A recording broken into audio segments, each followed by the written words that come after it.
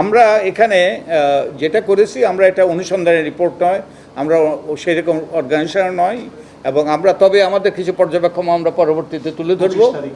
25 তারিখে আমরা একটা আমাদের পর্যবেক্ষণ আমরা মাঠ পর্যায়ে যেসব পর্যবেক্ষণ করেছি, কিন্তু আপনাদের জন্য অনেক সুযোগ সাংবাদিক হিসাবে আপনাদের যে নিজেদের বিকশিত হওয়ার এবং একই সাথে গুরুত্বপূর্ণ অবদান রাখার সুযোগ সৃষ্টি হয়েছে এই সকল হলফনামার বিধান আইনে অন্তর্ভুক্ত হওয়ার কারণে, এবং অনেকগুলো প্রশ্ন আমরা তোলার কারণে আপনাদের জন্য সুযোগ সৃষ্টি হলো।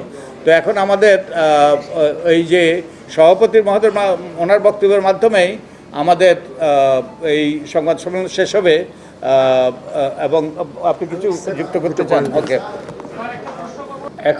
এখন এখানে আমরা এখনো ডিটেইল জানি না, আপনাদের এগুলো উদ্ঘাটন করতে পারেন আপনারা, যে আদালত কি নির্দেশ দিয়েছে, কি নিষেধাজ্ঞা দিয়েছে, এবং নির্বাচন কমিশনের কোনো রকম ওই আদালত যদি দিয়ে থাকে, বৈধ করে থাকে, তাহলে নির্বাচন কমিশনের কোনো রকম ওই যে অন্য রকম সিদ্ধান্ত নেওয়ার কোনো সুযোগ থাকে না, আদালত যদি তাদেরকে বৈধ করে দিয়ে থাকে। এখন আদালত ওই যে কোরাম নন জুডিস এবং ম্যালিস ইন ল ওইসবে পড়ে কিনা, ওই যে মহিউদ্দিন খান আলমগীরের মামলা একটা বিখ্যাত মামলা, সেই বিখ্যাত মামলাতে এইসব প্রশ্নগুলো উঠেছিল।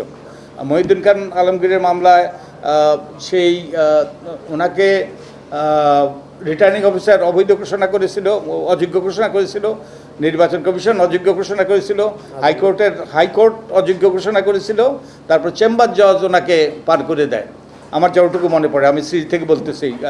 তো এই মামলাটা আপনারা দেখতে পারেন যে নির্বাচন কমিশন সঠিক সিদ্ধান্ত নিয়েছে কিনা, এবং শুধু তাই নয়, আমাদের এই অতীতের অভিজ্ঞতার আলোকে সংবিধানে আই থিঙ্ক 123টা কততে ঢুকানো হয়েছে যে যেই সকল বিষয় আদালতের সামনে আসবে তারা উপযুক্ত ওই যে নোটিশ তাদেরকে নির্বাচন কমিশনে দিতে হবে, ওগুলোর ব্যাপারে সিদ্ধান্ত নেওয়ার ব্যাপারে ওগুলো দিয়েছে কিনা। তো সেই সব বিষয়ে খতিয়ে দেখার আপনাদের জন্য সুযোগ সৃষ্টি হয়েছে। তো আমরা মনে করি যে নির্বাচন কমিশন তদন্ত করে এগুলো সুরাহা করা উচিত ছিল, যেসব বিষয়গুলো উত্থাপিত হয়েছে। ওকে, আর হ্যাঁ জি বলেন। ওকে, সেই সিদ্ধান্ত আপনাদের অনুসন্ধানের রিপোর্টের মাধ্যমে বেরিয়ে আসবে। আমরা প্রাথমিকভাবে কিছু আমাদের পর্যালোচনা দিয়েছি, এবং আমাদের আরেকটা 25 তারিখে আমরা আরেকটা পর্যালোচনা দেব। আমরা বললাম তো, আমরা আপাতদৃষ্টিতে মনে হচ্ছে এটা শান্তিপূর্ণ হয়েছে, যারা ভোট দিতে চেয়েছে তারা ভোট দিতে পেরেছে, যদিও ওই যে নির্বাচনী ফলাফল নিয়ে প্রশ্ন উঠেছে অনেকগুলো, এবং এগুলো নির্বাচন কমিশনের কিন্তু খতিয়ে দেখা উচিত ছিল, যে তারা ফলাফল প্রকাশের আগেই তো যে প্রশ্ন উঠেছে যে গণনায় উভয় পক্ষ থেকেই, জাতীয়তাবাদী দল এবং জামাত ইসলামের যে জুটু জোট থেকেই কিন্তু কিছু প্রার্থী প্রশ্ন তুলেছিল।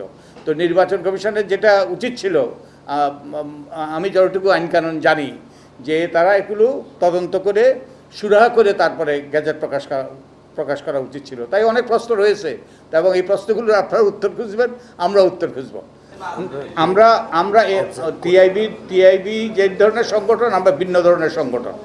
টিআইবি ওই যে কতগুলো কেন্দ্রে কতগুলো নির্বাচনী এলাকায় তারা অবজার্ভ করেছে, এবং এটা তাদের গবেষণার অংশ। আমাদের সেটা গবেষণার অংশ ছিল না, তাই আমরা কোনো বক্তব্য দিতে পারছি না।